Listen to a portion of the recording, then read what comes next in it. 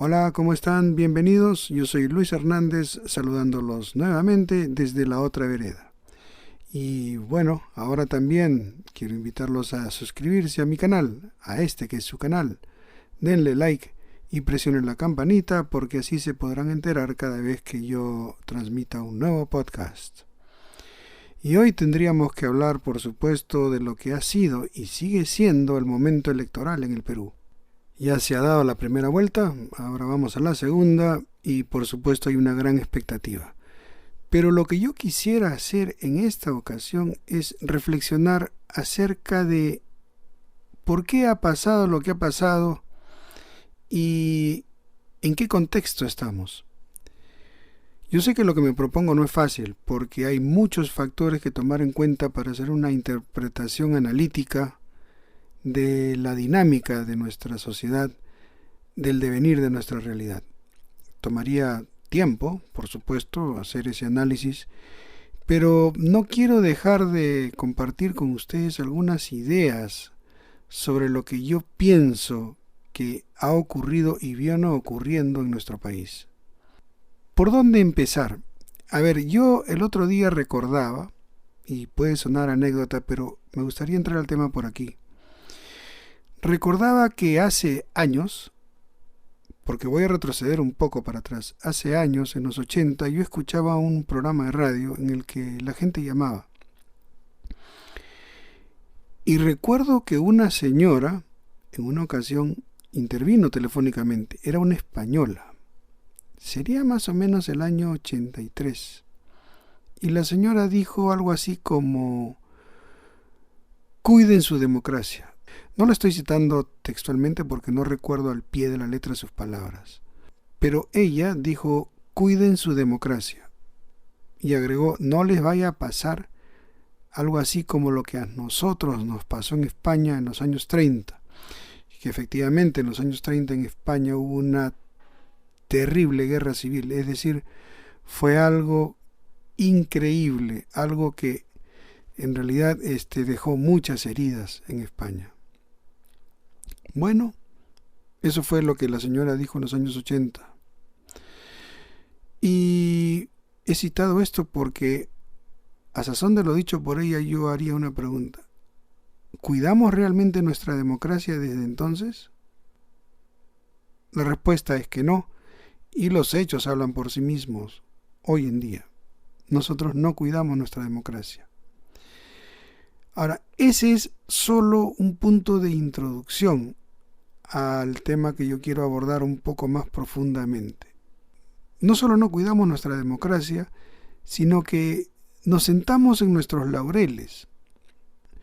Y digo esto porque a partir de los años 90, efectivamente, en el Perú hubo una mejoría económica. Pero en lo político, nuestros dirigentes, ya sea partidarios o de gobierno, no pusieron las barbas en remojo. Recuerden lo que ha venido ocurriendo, inclusive en la segunda etapa del gobierno de Fujimori en los 90 y ya especialmente a partir del año 2000. Los políticos no pusieron las barbas en remojo. Si bien había un progreso económico, no se terminó de hacer las reformas que el Estado necesitaba y que la sociedad hubiese podido disfrutar si se hubiesen hecho. Los políticos no pusieron las barbas en remojo. Ese es un segundo punto. O sea, no solo no cuidamos la democracia, sino que seguimos en las mismas en esos momentos. Lamentablemente, a mí se me viene a la cabeza una figura. Me recuerda esta situación un juego infantil y más concretamente una ronda que más de uno de nosotros ha jugado. Era una ronda en la que se cantaba algo así como: juguemos en el bosque mientras que el lobo está, ¿no es cierto? Bueno, ¿por qué digo eso? Porque en el terreno político el lobo se fue preparando. Por supuesto que al vestirse de cordero nosotros no le dimos importancia, pensamos que era un heladero, entre comillas lo que estoy diciendo, ¿no? Pensamos que era un buen hombre, alguien que pasaba por la calle, afilando cuchillos, vendiendo tijeras. O sea, pensamos que era cualquier cosa, pero no detectábamos que era el lobo. Y juguemos en el bosque mientras que el lobo está. Ahora, ¿por qué he saltado en la historia? Porque lo que ahora está pasando con el candidato que ha pasado a la segunda vuelta en primer lugar, me recuerda mucho y me sugiere hacer un paralelo con lo que pasó en 1990. Yo sé que no es lo mismo, pero hay varias cosas similares. En el año 90, cuando todo apuntaba a que Vargas Llosa sería el presidente de la República, aparece la figura de Fujimori. Sin mucha propaganda, sin mucho eslogan, ¿ok? Bueno, en este 2021 aparece un señor como Castillo, que no ha tenido mucha propaganda, que no ha contado con un super aparato publicitario, que no ha sido el favorito, a menos no ha sido visualmente el favorito de el aparato o la maquinaria mediática que un día ponía a un candidato, otro día ponía al otro como el favorito, en fin, como el que iba a ser el presidente. ¿Se acuerdan ustedes cómo movían a uno, a otro, lo ponían, lo sacaban? Bueno, el señor Castillo no ha contado mucho con esa prensa. Igual a Fujimori en el 90. Y hay más similitudes. En el año 90, Fujimori aparece con el tractor. Ahora el señor Castillo aparece con su caballito. ¿Por qué hago este paralelo? Porque en estos dos casos, la gente opta por alguien que se supone trae la salvación, entre comillas lo de la salvación. Trae la solución a nuestros problemas. Trae lo que nunca antes se trajo. ¿Qué significa esto? ¿Que la gente está harta del sistema? Sí, porque el sistema harta a la gente. El sistema no solo cansa, sino que indigna, revela a la gente, en todo sentido, en el campo económico, en el campo educativo, en el campo social. El sistema harta. ¿Y por qué harta el sistema? ¿Por falta de gestión pública? Sí. Por falta de gestión pública y más específicamente por falta de gestores, o sea, de funcionarios realmente eficientes. Por eso el sistema harta. Pero a mí me gustaría ir incluso más al fondo de todo esto. Y vamos poco a poco. Han habido fenómenos que han arrastrado olas de gente que han votado así, por hartazgo. Ese hartazgo se ha debido al sistema. Pero, ¿y qué del sistema? Si vamos a decir la verdad, si vamos a ir al fondo del sistema de gobierno, no voy a usar el término Estado por usarlo, porque hablar de Estado es hablar de algo abstracto, como dicen, es hablar de una entelequia. No, hablemos del sistema de gobierno, de la organización del gobierno al que algunos incluso le llaman el señor gobierno, ¿no? El señor gobierno. Vamos a hablar del señor gobierno. El problema acá es el señor gobierno. Yo sé que estoy hablando en forma no académica, científico-social, sino en forma ilustrativa, el señor gobierno. ¿Cuál es el problema del señor gobierno? El problema del señor gobierno es que es ineficiente y que actúa en forma torcida, en contra de la sociedad. No solo en contra, sino de espaldas a la sociedad. Y entonces la sociedad está a merced de quien sea, y yo agrego a merced del lobo. Entonces viene otra pregunta. ¿La sociedad en el 90 y en el 2021 ha reaccionado electoralmente como ha reaccionado por un tema de uso de razón un tema de conciencia? Lamentablemente no. Ha reaccionado en forma emocional y estomacal, pero no lo ha hecho en forma consciente. Tan no lo hace a conciencia que en el 90 votó por Fujimori. Luego Fujimori le da la espalda al programa que le ofreció a los que votaron por él. Sin embargo, los que votaron por él fueron incondicionales de Fujimori en el 95. Y recordemos, efectivamente el gobierno de Fujimori tuvo apoyo y arrastre en las masas populares. ¿Y en el año 2000 qué pasó? Esas masas populares que apoyaban a Fujimori se le voltearon y fueron donde Toledo, ¿no? Bueno, entonces pues ahí no había conciencia, más bien hay incoherencia, ¿no? ¿Qué es lo que nos está pasando? A ver, muy breve.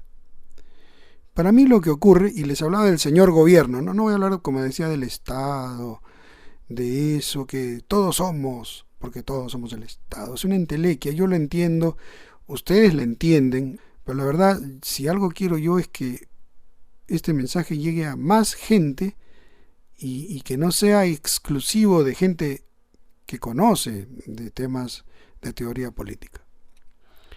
¿Qué ha pasado con el señor gobierno? Históricamente, el señor gobierno ha estado en manos de unos pocos que han hecho lo que han querido con ese señor gobierno. Cuando quisieron lo pusieron de cabeza, lo pararon, lo echaron. Si lo vieron medio enfermo, al señor gobierno lo curaron, le inyectaron dinero, le dieron préstamos, le metieron un shock. Todo lo que hicieron, lo hicieron con el señor gobierno, pero en el fondo las que se salieron ganando fueron unas cuantas personas. Una castita, vamos a decir, una casta de privilegiados. Aquellos que se vacunaron en contra del pueblo, aquellos que fueron los primeros en gozar de beneficios, aquellos que tienen todo lo que tienen a costillas del pueblo que no tiene nada. Bueno, ese es el señor gobierno. Una especie de refugio o tabla de apoyo para privilegios de minorías. Y ojo, minorías que no solo, no únicamente, ni tanto son de derecha, porque también la izquierda está metida entre esas minorías. No me van a decir que los morados no son de izquierda. La izquierda pues no es ajena al poder, hablando en concreto. Y es la izquierda la que ha recomendado y ha apoyado la elección de los últimos señores que nos gobernaron. Entonces, el señor gobierno estaba en manos de minorías que nunca le dieron al país lo que el país necesitaba. Pero ¿qué de la sociedad? Antes que nada quiero invitarlos nuevamente a que se suscriban a mi canal, que es el canal de ustedes, y le den like. Presionen la campanita y así ustedes sabrán cuando yo emita un nuevo podcast desde la otra vereda. Y en lo que se refiere a nuestra sociedad, bueno, aquí habría mucho que decir. Así como el señor gobierno tiene lo suyo, nuestra sociedad también. Y en nuestra sociedad hay varios problemitas que tomar en cuenta. Y esos problemas tienen que ver con varios factores. El económico, obviamente. Aquí no cabe duda. El problema es económico. Pero antes que el problema económico, aparece otro ligado a un factor que no siempre le hemos dado importancia. Tiene que ver con nuestra situación psicológica. Vamos a decir así, en una forma metafórica, a modo de símil. El ser humano tiene una especie de batería de sentimientos, ¿okay? Tiene una batería emocional. Si esa batería no se mantiene bien cargada, si no se le realimenta, si no se le cuida, se va bajando cada vez más. Es como la radio que usted prende, o el mismo celular que usted prende, y se olvida, y deja que suene, y usted llama y usted contesta llamadas y sigue sonando. Bueno, llega un momento que le dice batería baja. Entre nosotros pasa algo así. Nuestra batería sentimental se ha bajado. ¿Desde cuándo? ¿Desde hace 20 años? No. Desde la época de Velasco tampoco. Porque Velasco fue una calamidad. Pero antes de Velasco, el Perú tampoco era un paraíso. No, esto viene desde hace mucho, yo diría desde siglos. Pero creo entender que el bajonazo de nuestra batería sentimental se produjo cuando se dio lo que se ha tratado de vender como nuestra independencia. Somos libres. ¿Las guerras traen consecuencias psicológicas? Sí. Bueno, lo que pasó con eso que se llamó independencia fue una guerra civil que maltrató nuestra batería sentimental. Y ahí comenzó, creo yo, nuestra tragedia emocional que ha marcado nuestra conducta que también se traduce y se pone de manifiesto en momentos electorales. Cuando llegan las elecciones, la gente no necesariamente escucha programas, no necesariamente analiza planteamientos, argumentos. La gente vota por emociones y en nuestro caso, en el Perú, vota por emociones debilitadas, empobrecidas sentimentalmente y, por tanto, al estar empobrecidas, debilitadas, esas emociones se ven infectadas por rencores, además de incoherencia, como hemos dicho, ¿no? Incoherencia. Se vota por el que peor nos trata. Se vota por gente que se sabe que no tienen capacidad moral de gobernar. Y el otro día oía una opinión muy interesante. Como aquí la cosa es emocional, parecería incluso que efectivamente ya no votamos, sino que vetamos. Y es eso lo que hemos hecho en estas elecciones. Hemos vetado. Tú no. El otro sí, porque el otro me emociona más que tú. ¿Tú tienes planes? Sí. ¿Programas? Sí. Pero ¿sabes lo que a mí me interesa? Que el otro me ha emocionado, por ejemplo, con su caballito. Entonces, a ti, yo te veto. Y eso es lo que ha pasado. Pero ojo que aquí atención también, el veto no solo se da en tiempo electoral, el veto se da de uno a otro entre nosotros mismos, cuando nos enfrentamos entre clases, entre razas, de uno y de otro lado. Porque acá vaya que si el blanco no ha vetado siempre al cholo, pero el cholito también veta al blanco, a su manera, y uno y el otro se jalan, se empujan, y están de mírame y no me toques. Eso es lo que está pasando entre nosotros. Yo me podría extender más, pero voy a dejarlos con una idea que tengo, que me gustaría trabajar a fondo. Yo creo que lo que se está dando entre nosotros es una especie de conmoción cerebral colectiva, producto justamente de la tragedia que fue nuestra supuesta independencia. Esto que estamos viviendo, que es una pantomima de república, porque así lo percibo yo, esta pantomima de república, esta, ¿cómo llamarle? Pues reality show republicano, nos ha hecho mucho daño. Si ya esa guerra civil secesionista llamada independencia nos reventó, el reality show republicano nos ha seguido haciendo mucho daño. ¿Qué queda entonces? Bueno, invocar el uso de conciencia. No podemos tirar la toalla tampoco, invocar el uso de conciencia y votar, pues, ya dejándose de tonterías, que aquí no salió el mío, salió el tuyo, por el tuyo yo no voto porque estoy molesto, iba a decir estoy asado, como decimos en el Perú. Acá, lo que estamos escuchando, al menos lo que yo escucho, no es el pito del tren, es una alarma mucho más seria que llama a peligro, pero a peligro de peligro. Entonces yo he querido compartir estas ideas así, pensando en voz alta. No he preparado una conferencia, una charla, una cátedra con esquema, con ayuda a memoria para seguir. No. Lo que he querido es vertir algunas ideas y vamos a seguir en esto, Y hay que seguirle la pista a quienes nos quieren vender cebo de culebra, porque, eso sí, cebo de culebra es lo que menos Así, lo que menos se merece el Perú. Con esto me despido y les reitero la invitación para que se suscriban a mi canal. Este canal que es su canal también. Denle un like y presionen la campanita, ¿no?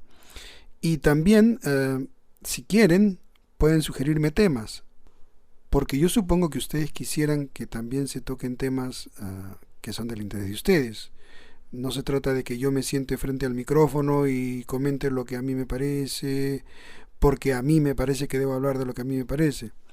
Si ustedes quieren oír una opinión mía acerca de un tema X, bueno, sugiéranlo. Ustedes tienen toda la libertad de hacerlo. Y por eso justamente les reitero la invitación y les digo que este canal también es de ustedes. Muchas gracias por su sintonía. Yo soy Luis Hernández y los invito a un próximo podcast. Para mí será un gusto esperarlos y saludarlos nuevamente desde la otra vereda.